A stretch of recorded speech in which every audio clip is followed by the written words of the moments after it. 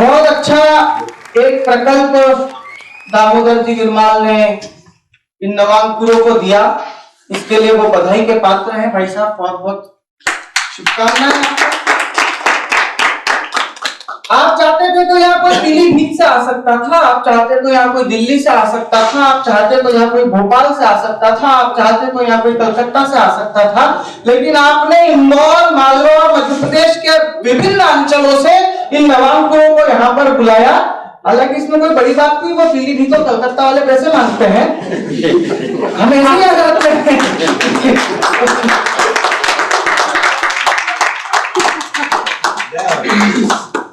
दामोदर जी बहुत अच्छी व्यवस्था है आपकी। हम कवियों के लिए 4 वायर भी मंगवा लेते तो आप बोलने के बाद गाएगी तो कुछ क्या ही मतलब है, बोलने ही दो ना।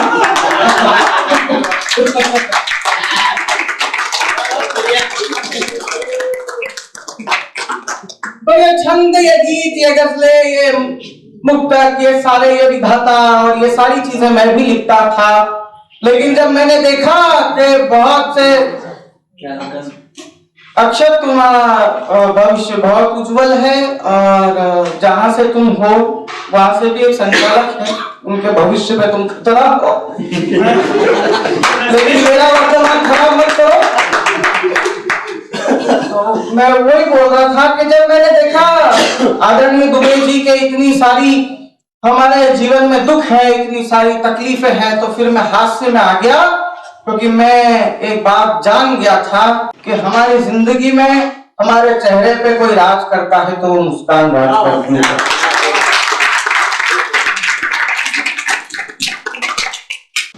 मैं इस लायक तो हूँ, इसलिए आपने बुलाया, आपने जो सम्मान दिया उसके लिए आपका बहुत बहुत धन्यवाद। मैंने कुछ ऐसे काम करे हैं। आदरणीय सोनी जी हमारे बीच में थोड़ा से है, मैं आपको प्रणाम करता हूँ। आपसे पहला साक्षात्कार है मेरा, मतलब लव तुम इतना अच्छा लिखते हो, वीर रस इतना अच्छा, मतलब जिस आदमी की अभी तक पूरी दाढ़ी नहीं आई वो इतना अच्छा वीर रस लिख रहा है, इसकी आ जाएगी तो भगवान जाने ये नहीं करेगा।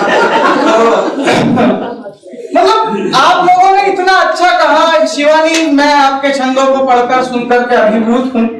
मैं ऐसा बोल दूं ताकि तुम फेसबुक पे लिखना, ऐसा बोला, थोड़ी मेरी भी मार्केटिंग हो, दूसरे को बोल नहीं रहे हैं। काशी से मिथिला की सज धज देख आए हैं, नंद बर वो सुना रहा हूँ जो 50,000 रुपए लेके नहीं सुना था। नंद बरसाने की रज देख आए हैं, निधि वन की कलियां देखी, गोकुल की गलियां भी, नैनों में राधा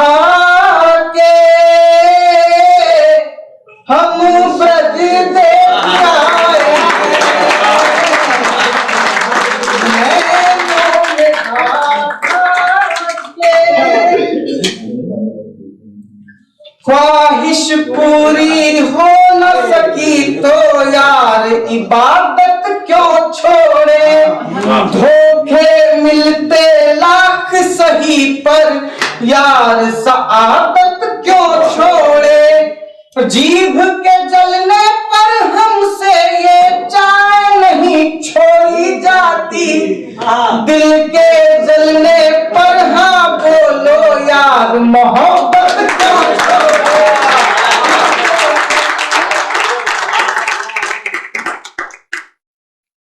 तुम्हारी आंख की दरिया में सफीना खो ही जाता है, तुम्हें देखे तो सावन को पसीना हो ही जाता है। और जो इस्लाम को थोड़ा बहुत समझते हैं उनकी नजर करता हूं, पसीना हो ही जाता है, नमाजों से तेरी सांसें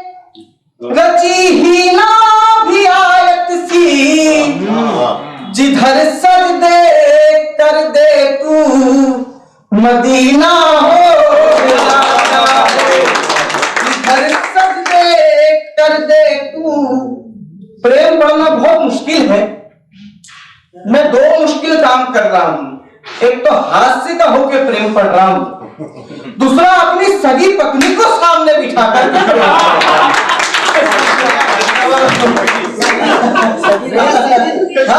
बिल्कुल सगी और एक ही है, और इतनी सगी है कि अब सौतेली की हिम्मत नहीं बची। नीलम से भी ज्यादा नीली नीली आंखें देख, नीलम भी फीका होके तेज मांगने लगा, और लाल काला हरा नीला पीले बैंगनी को भूल रंगों से ही रंग रंगरेज मांगने लगा। राम ओढ़नी को छोड़ मान मर्यादा तोड़, पुजारी भी सारी का बंधेज मांगने लगा, और बाल काल से ही जो हुआ था विकारों से मुक्त संत वो सुहाग वाली सेज मांगने लगा। बाल काल में ही जो हुआ था विकारों से मुक्त संत वो सुहाग वाली सेज मांगने लगा। तो तीखी तीखी नासिका और तीखे तीखे होठ, नयन कटार से दो तीखे लगने लगे, पंकज के पल्लव समान कोमल कपोल और कुंतन भी वल्लरी सरीखे लगने लगे। लेखन या गायन हो नृत्य या वादन कोई, लेखन या गायन हो नृत्य या वादन कोई, तुमको रिझाने के सलीके लगने लगे। और सांवली का सांवला सा रूप देखने के बाद गीत सारे नीरज के फीके लगे। सांवली का सांवला सा रूप देखने के बाद गीत सारे नीरज के फीके लगने लगे।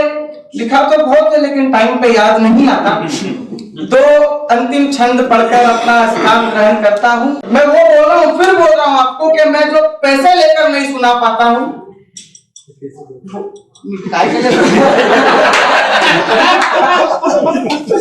तुम क्या बोल रहे थे कि मैं मेरी लुगाई से पिटा? मैं वो आदमी हूँ जो पड़ोसी की लुगाई से पिट जाएगा तो मैं कर दूंगा। मैं पैसे लेना सीखो। मैं आप लोगों को दो छंद सुनाता हूँ, नहीं भी बोलोगे तो सुनाऊंगा। दो छंद आपको सुना देता हूँ। मेरी गर्लफ्रेंड थी, ये तो पत्नी है, वो थी।